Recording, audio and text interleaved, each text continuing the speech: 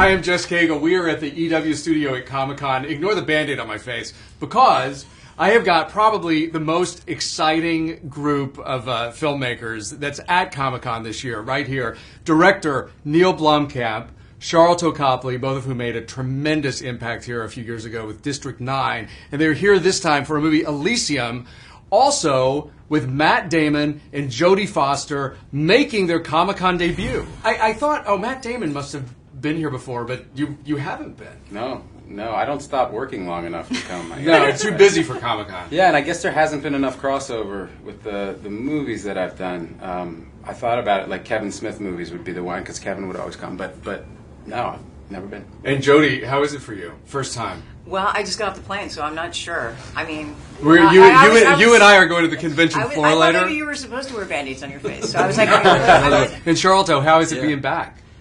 It's amazing. I mean, my whole life changed when I came here, in 2009. So I'm quite emotional, actually, like to just be back and back with a lot of the same people, the same studio people. And, right. Obviously Neill again. We had never shown District 9 to anybody ever, and we were basically just living in New Zealand, and Pete Jackson and Shaw and I or maybe Shaw hadn't even seen it. I don't think. No, Shaw saw it also. No one had seen it, so we screened it at Comic-Con because our release date was just after Comic-Con. So that night we screened it. It went from being a digital file on a computer that no one had seen to being at Comic-Con and everybody had seen it and released within a very short space of time. So it went from 0 to 100 very fast. Yeah, I remember having not heard of the movie at all. Yeah. Having not heard of it, and then a week later we were putting it on the cover of Entertainment Weekly. It exploded that fast. Yeah. It was amazing. Yeah. Some of the plot details have come out.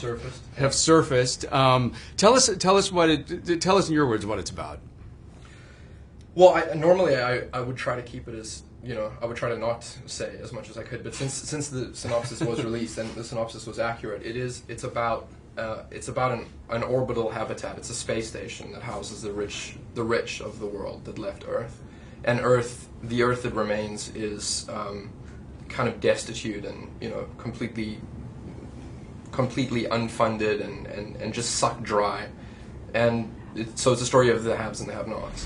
Like everybody on Earth has, aspires to someday make it to Elysium, where they have these med bays that can heal you if you're sick, and they have, they basically have all of the things that Earth doesn't have. The life expectancy is, much, much greater. You enjoyed actually having a shaved head for the role. Yeah, it was great. I mean, it was great. No, I saw all these interviews. I get out of the shower. I just, I don't have to worry about anything.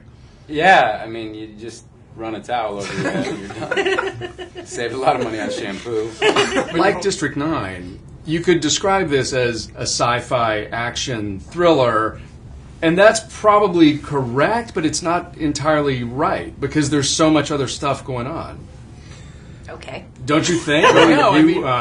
You're a government official in this, and it sounds like you might sort of be the villain. Bad. I'm kind of bad. I don't know that I would be the villain. I'm not sure I'll ever characterize myself as the villain, but she's villainous for sure.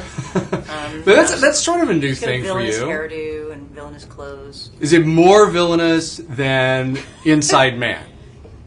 Because that one was a little gray. Yes. No more villainous than Inside Man. I like she's a loving mom. I mean, she's not. Yeah, you can't paint her with one grandma, brush. I mean, great grandma. She's a loving exactly. great grandma. She's not twirling a mustache. No, in other I words. don't have a mustache. Damn it!